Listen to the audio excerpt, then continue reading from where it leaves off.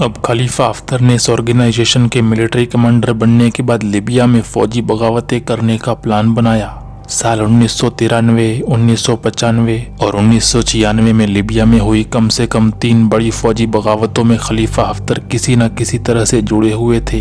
ये सारी बगावतें सारे रिवॉल्यूशन CIA की मदद से हो रहे थे, लेकिन कर्नल गद्दाफी ने इस तमाम बगावतों को नाकाम बना दिया था। खलीफा हफ्तर अपनी इन तमाम नाकामियों को समेटकर अमेरिका चले गए थे और वर्जीनिया में सेटल हो गए थे।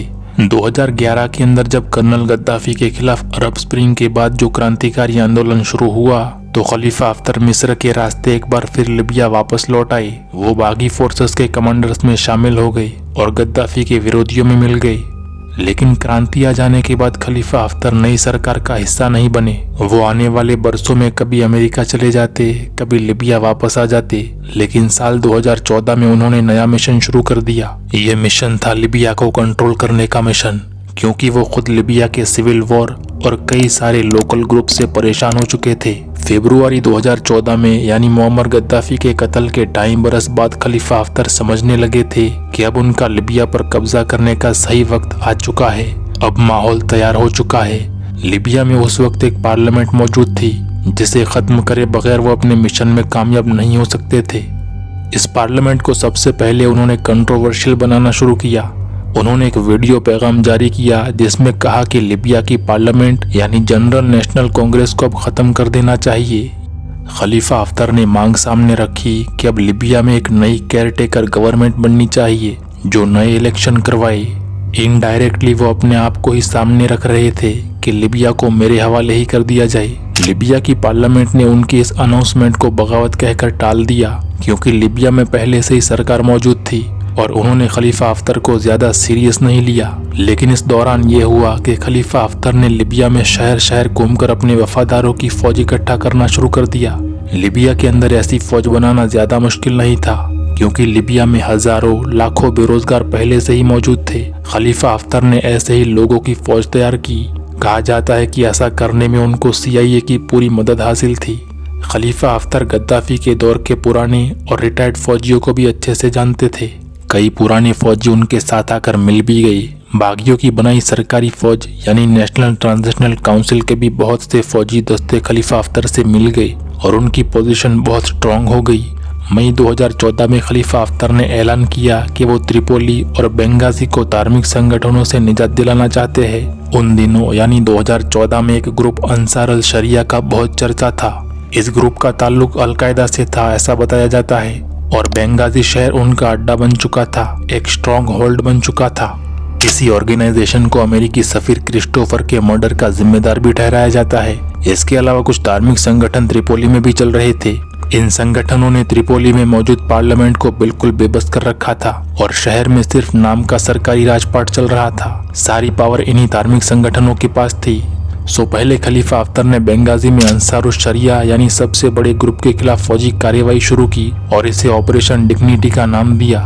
ये ऑपरेशन शुरुआत के पहले साल में तो नाकाम रहा और बेंगाजी के मरकज पर अंसारुश शरिया का ही कब्जा बना रहा। लेकिन अगले 3 वर्षों में यानी 2017 के आखिर तक खलीफा हफ्तर की फोर्सेस ने धीरे धीरे करके पूरे बेंगाजी पर अपना कब्जा जमा लिया।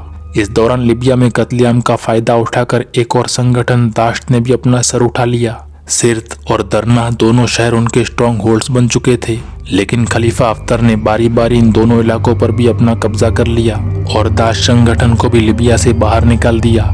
यूं धीरे धीरे देखते देखते खलीफा हफ्तर लिबिया के स्ट्रॉन्ग मैन के तौर पर उभर कर दुनिया के सामने आ गई।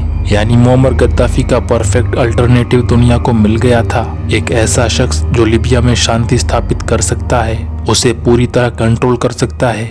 इसके अलावा अपने फंड्स के लिए खलीफा हफ्तर ने लिबिया के कुछ रिसोर्सेस पर भी कब्जा कर लिया था, यानी ऑयल फील्ड्स पर। लेकिन दोस्तों, अभी तक लिबिया पूरी तरह से उनके कंट्रोल में नहीं आया था। इसकी वजह यह थी कि त्रिपोली अब भी उनके हाथों से बाहर था, जहां GNC का राज था और जहां धार्मिक संगठन अपनी जड़ें मजबूती से धंसा कर बैठे थे। ये जगह अभी तक खलीफा हफ्तर के कब्जे में नहीं आ रही थी। त्रिपोली पर उन्होंने जब भी हमला किया, वहां पर मौजूद इस्लामिक संगठनों ने उनके सारे हमले नाकाम बना दिए। लिबिया की सियासी कश्मकश में एक बहुत बड़ा बदलाव 2014 में आया, जब लिबिया में दोबारा इलेक्शन हुए। इन इलेक्शन में वोटिंग बहुत कम हुई, सिर्फ 18% ही हुई। लेकिन इस इलेक्शन में एक नई पार्लियामेंट को चुना गया जिसे हाउस ऑफ रिप्रेजेंटेटिव का नाम दिया गया। इस पार्लियामेंट में सेक्युलर और नेशनलिस्ट मेंबर्स बड़ी तादाद में मौजूद थे, जबकि धार्मिक मेंबर्स इलेक्शन में बुरी तरह हार गए थे। ये हालात धार्मिक संगठनों को पसंद नहीं आ रहे थे क्योंकि उनके हाथ से पावर छीन ली गई थी। इसीलिए 2 महीनों बाद ही इन धार्मिक संगठनों ने त्रिपोली पर कब्जा करने के लिए हमले करना शुरू कर दिए। लीबिया के शहर मिस्राता से भी लोग त्रिपोली पहुंचने लगे, वो लोग जो खलीफा हफ्तर के खिलाफ और धार्मिक संगठनों के साथ खड़े थे। ये हालात देखकर नई पार्लियामेंट के लोग पूर्वी लीबिया के शहर तबरुक की तरफ फरार होकर भाग निकले, जिस पर खलीफा हफ्तर का राज था। खलीफा हफ्तर ने इन लोगों को पनाह दे दी और इस नई पार्लियामेंट को कानूनी तौर पर मान भी लिया, जबकि दूसरी तरफ त्रिपोली में इस्लामी संगठन जिनके गठजोड़ को ऑपरेशन डॉन कहा जाता था, उन्होंने अपनी एक अलग गवर्नमेंट बना ली। इसके बाद से लेकर अब तक सूरत हाल यूं है कि लीबिया में 2 अलग अलग गवर्नमेंट, 2 सरकारें कायम है। त्रिपोली में इस्लामिक संगठन ऑपरेशन डॉन की और तबरुक में खलीफा हफ्तर की सिक्योरिटी में हाउस ऑफ रिप्रेजेंटेटिव की कोशिशें की जा रही है कि लीबिया में क्लीन और एक ही इलेक्शन हो और पूरे लीबिया को कोई एक सरकारी संभालने लगे। साल 2018 में भी इलेक्शन का ऐलान किया गया था, लेकिन इलेक्शन हो नहीं सके। लीबिया का मामला बहुत आगे निकल चुका है। इसमें बड़ी बड़ी सुपर पावर्स के फायदे और मसले भी शामिल हो चुके हैं जो आपस में टकराते रहते हैं। त्रिपोली की इस्लामिक संगठन की गवर्नमेंट को तुर्की और कतर का पूरा सपोर्ट हासिल है। तुर्की त्रिपोली की मदद के लिए लगातार फौजें भेजता है, हथियार भेजता है, ड्रोन भी उनको देता है।